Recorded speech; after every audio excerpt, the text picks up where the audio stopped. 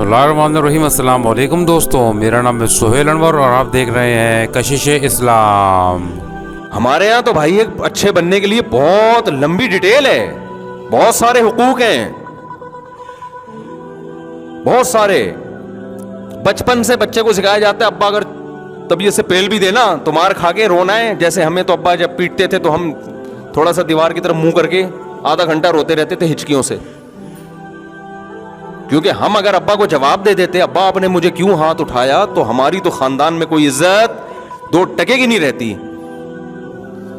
ہمیں پتا یار سوسائٹی میں ہم پر ایک دھبا لگ جائے گا، انتہائی بدتمیز بچہ ہے تو پٹے، اور اماں ہماری چمٹا دکھا رہی ہیں گرم گرم، کریلے پکے ہوئے کھا، ہمیں دل نہیں چاہ رہا کریلے کھانے کا۔ گورا تو کہے گا جو دل نہیں چاہ رہا بچے کو وہ کھلانا ظلم ہے، مساوات یہ ہے نا۔ اسلام کیا کہتا ہے؟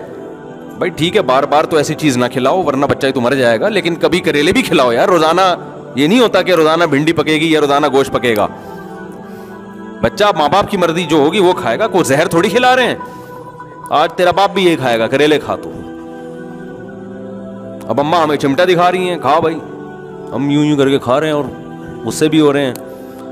شکایت کسی سے کریں گے تو دوبارہ پٹیں گے۔ اب جا کے ہم شکایت کریں ابا سے کہ اماں نے ابا ایک تھپڑ اور لگایا، بھائی تیری تو اپنی ماں کی نہیں مان رہا۔ زیادہ سے زیادہ ابا سفارش کر دیں گے بھائی وہ پکا لو جو یہ بچہ چاہ رہا ہے پکا لو۔ تو بچے کو تو تربیت کرنی پڑتی ہے نا۔ آپ اس کو شروع سے مرغوں کی عادت ڈال دو وہ تو دال کبھی کھا ہی نہیں سکے گا۔ تو یہ تو ماں باپ فیصلہ کریں گے کہ کیا کھلانا ہے اس کو۔ ہاں جب ظلم کر رہے ہو، بار بار کریلے کھلا رہے ہو بچے کی خیال، وہ تو ایک الگ بات ہے، وہ تو پھر ماں باپ برے ہیں، پھر سوسائٹی ان کو برا بھی کہتی ہے۔ ایسا نہیں ہے کہ تم اپنے بچوں پہ کیوں ظلم کر رہے ہو۔ تو کتنی لمبی فہرست ہے نا ہمارے یہاں۔ پھر صبح اٹھ کے نماز پڑھنی ہے، نماز نہیں پڑھیں گے۔ مجھے یاد ہے ہم جب چھوٹے تھے 9-10 سال کے، ہمارے ابا اٹھاتے تھے فجر میں ہمیں۔ اس وقت تو ہمیں عقل نہیں تھی، وہ سردیوں میں آدمی اٹھ رہا ہے، سردی کی نیند کتنی زبردست ہوتی ہے، اٹھ کے جا رہے ہیں نماز پڑھنے، آدھے راستے سے ٹن مارا دیکھا ابا پہنچ گئے، آدھے راستے سے ٹن مارا۔ ایک دفعہ میں آدھے راستے سے ٹن مار کے نا گھر آیا اور گھر میں نماز پڑھ لی میں نے۔ میرے بڑے بھائی نے دیکھ لیا، انہوں نے بولا ادھر آؤ۔ کہ جی، کہہ رہے بھائی یہ مسجد میں جو جماعت ہوتی ہے یہ کس کے لیے ہوتی ہے؟ میں نے کہا ہم مسلمانوں کے لیے ہوتی ہے، جو مسلمان لوگ پائے جاتے ہیں۔ تو انہوں نے کہا یار ابھی سے تم یہ سستی کر رہے ہو، ادھر ہی نماز پڑھ کے تم نے ویسے ڈانٹ لگائی ہے کیوں؟ ان کو لگا کہ یہ اس کا عمل کیا ہے، اچھا ہے کہ برا ہے؟ برا ہے۔ لیکن اگر آپ مغربی دنیا سے غیر مسلم سے پوچھیں گے تو وہ شاید ابا کو برا کہہ رہے ہو کہ بچے کو صبح صبح کیوں اٹھا رہے ہو۔ خدا کی قسم ہم پر احسان کیا ہمارے باپ نے جو آپ ہم نماز پڑھ رہے ہو سکون مل رہا ہے ہمیں، ہم پہ چھوڑ دیتے، ہم تو 12 بجے سو کے اٹھتے۔ یہی لوگ جب بچوں کو اسکول کے لیے اٹھاؤ تو اس کو ظلم نہیں کہتے۔ بھائی اگر بچے کی جو رائٹس ہیں تو پھر بچے کو خود فیصلہ کرے گا بڑا ہو کر کہ میں نے اسکول پڑھنا ہے کہ نہیں پڑھنا۔ لیکن آپ جواب میں کیا کہتے ہو؟ جب یہ فیصلہ کرے گا نا پڑھائی کی عمر نکل چکی ہوگی، اب اس کو پڑھانا ہے۔ جب پڑھانا ہے تو نماز بھی پڑھوانی ہے میرے بھائی۔ اللہ کو ہم تو مانتے ہیں، اسکول سے زیادہ ہمیں اللہ پر یقین ہے کہ جس خدا نے پیدا کیا اس کو کیسے بھلا دے بچہ۔ تو ہمارے ہاں حقوق کی فہرست، پھر بڑے بھائی بھی تھے، ہماری بڑی بہن بھی تھی، چھوٹے بھائی چھوٹی بہنیں، ان کے حقوق، بھائی نے بھی پیٹ دیا ایک دن، صحیح ہے نا؟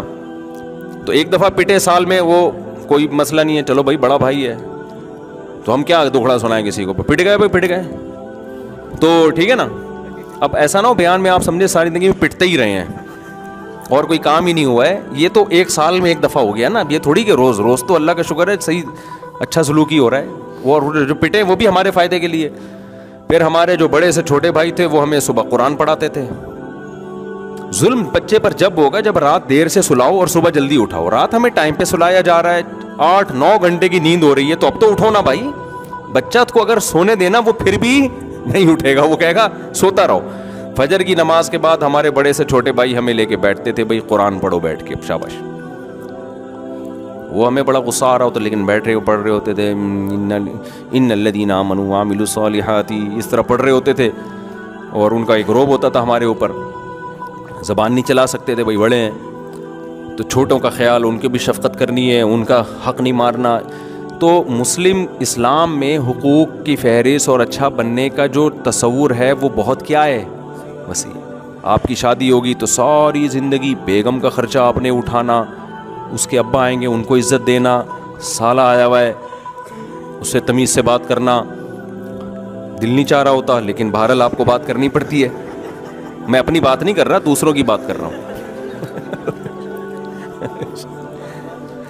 تو تمیز سے بات کرنا. پھر اور اسلام میں آگے جاؤ گے تو سالی کی طرف نہ دیکھنا, سالی کو نہ دیکھنا. اللہ تمہاری شادی اس سے ہوئی ہے, اس کی بہنوں سے تھوڑی ہوئی تمہاری شادی جو وہاں فری ہو رہا ہے تو جا کے. اگر آپ فری ہو گئے تو اسلام کیا کہے گا, مینرز نہیں ہے اس میں, جس سے فری ہونا چاہیے تھا اس سے ہو نہیں رہا, جس سے نہیں ہونا چاہیے تھا اس سے ہو رہا ہے, مینرز نہیں ہے. تو غیر مسلم ہو گیا, یہ سارا سیٹ اپ کیا ہو گیا, ختم.